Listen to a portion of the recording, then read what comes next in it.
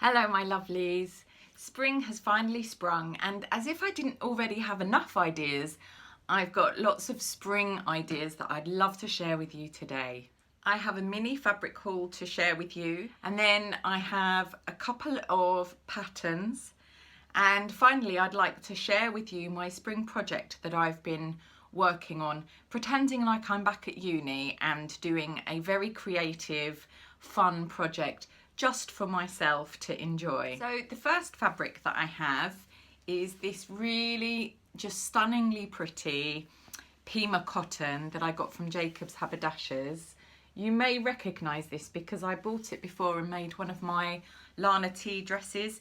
It's pima cotton's just ever so slightly denser than a cotton lawn, but it still has that lovely, smooth, light, soft texture. It's a really beautiful cotton, and I absolutely love these colours. It makes me feel like I'm wandering through a lovely spring garden. So I am going to be doing a bit of a pattern hack.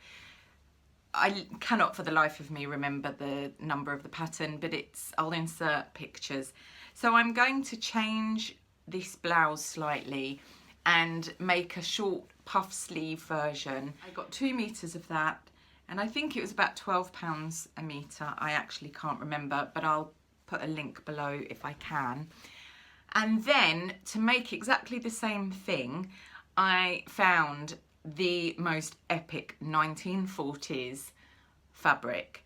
Now, I am not lucky on eBay. I am one of these people, I get to that few seconds before and I'm trying to put my bid in, and usually a cat attacks me or something. So here is the fabric, and there's a lot of it.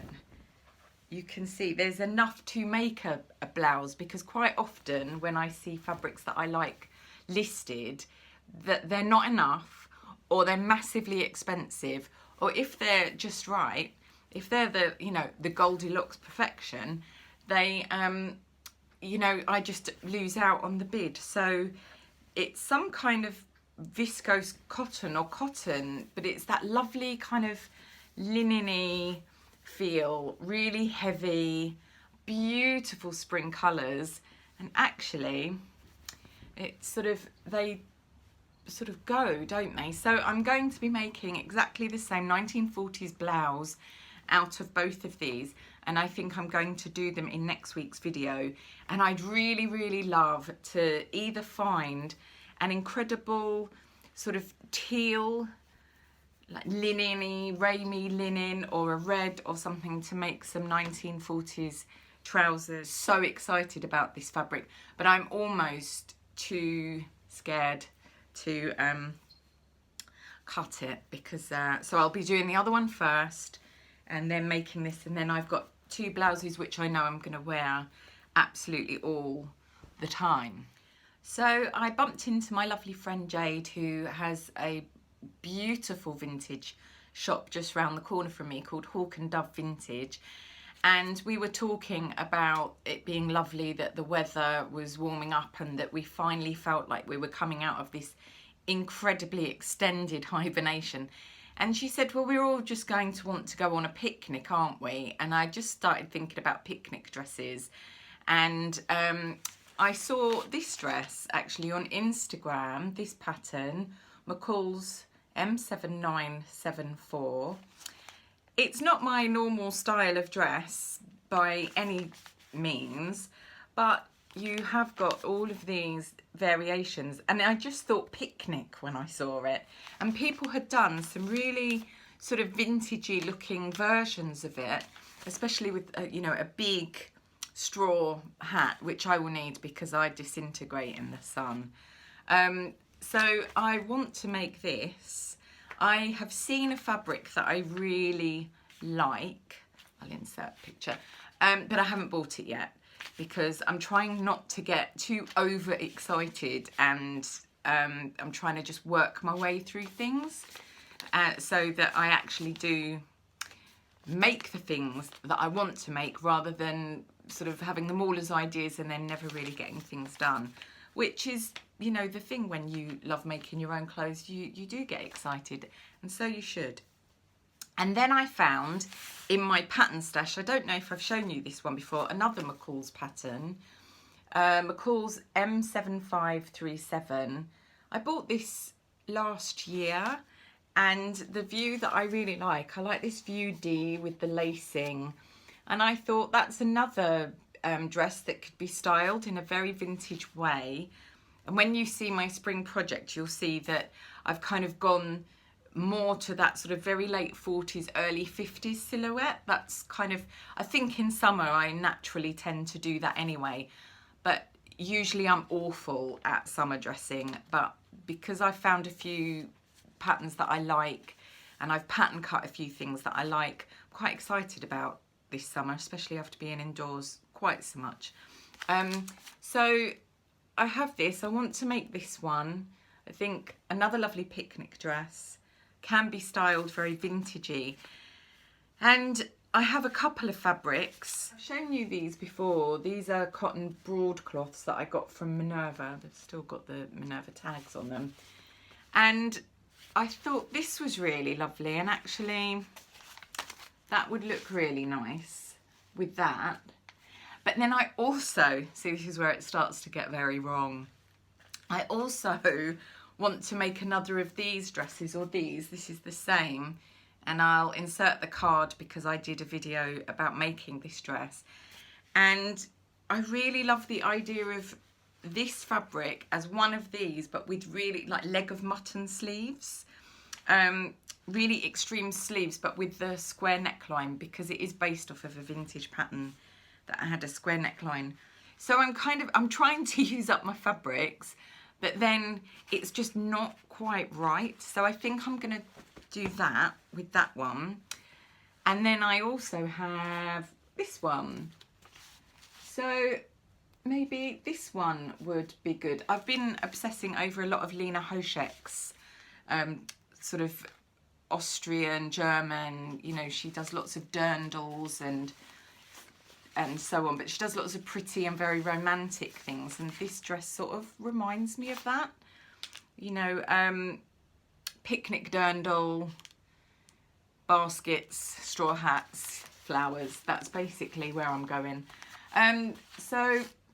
Yeah, so let me know what you think. This is my sketchbook for my spring project, and it's totally falling apart, which is what every good sketchbook or scrapbook, mine's more of a scrapbook really, should do. So we're going to go over and look at it as you know, on the table, rather than me trying to flick through because it will fall apart.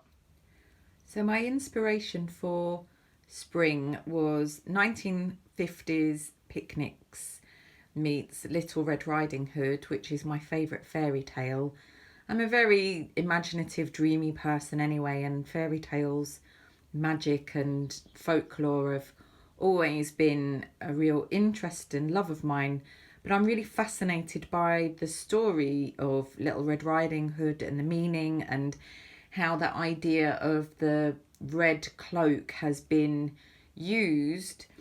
You know, if you think of something like The Handmaid's Tale, which I've read, I haven't seen the programme, and I just reread Angela Carter's The Bloody Chamber, which the story A Company of Wolves comes from. So there's a lot of that in my books.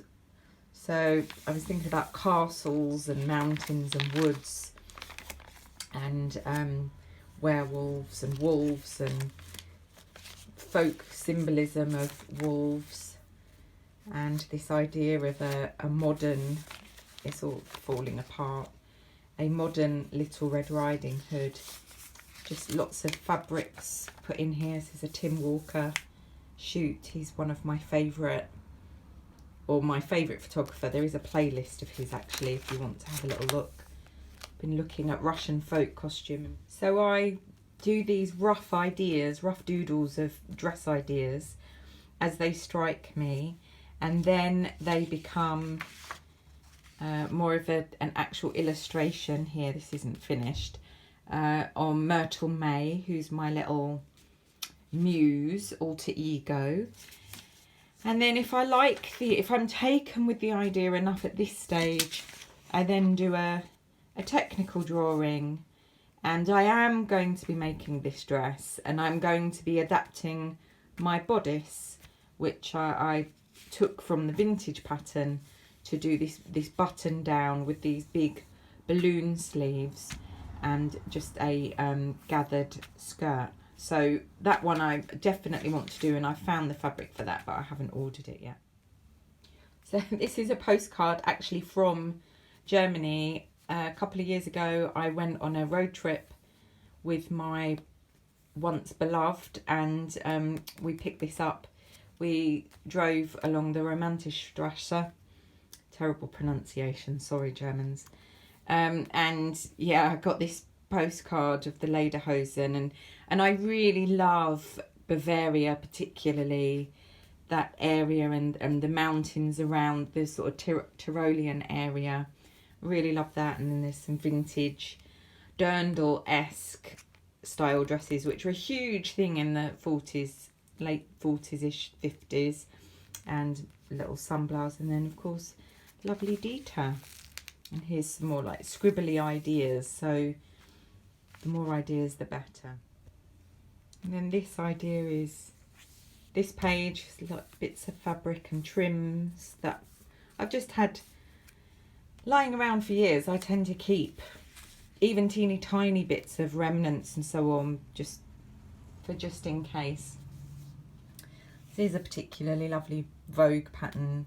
I don't have the pattern, but I tend to cut from pictures. This has got all these gored panels and a button down and this sort of very voluminous sleeve. Sort of reminds me of the King and I don't really know why. So here we have some of my vintage and antique fabrics. This beautiful embroidery, very cottagecore, was actually done by my great nana. My Nana Jones, who lived in Wales. She embroidered this in Pantigug Street in Panticumma, and I've had it for years and love it. And then this is a very, very old cotton, these beautiful birds. And then this is Victorian, a Victorian toile de Juillet. I just have scraps of these, and one day I'd love to design my own fabrics. And here's Little Red Riding Hood telling the wolf to go to Granny's house, where I presume they live together happily ever after. At least they do at the end of my fairy tale. Thank you so much for watching today, and I hope you've enjoyed this little look at some of my sewing projects and ideas for the coming weeks or months. I hope that wherever you are in the world, you are feeling a lifting of the spirits, whatever is going on around you. I hope you're having some time for yourself and you're able to express yourself creatively and do some sewing. And if you love making a handmade wardrobe, vintage inspired and DIY style, then do click the like and subscribe. It's really lovely to share my sewing adventure with you, and I appreciate you taking your precious time to spend it with me. Whatever you get up to this week, my lovelies, I hope you have a lovely time, and I'll see you next week for more sewing adventures. Bye, my lovelies.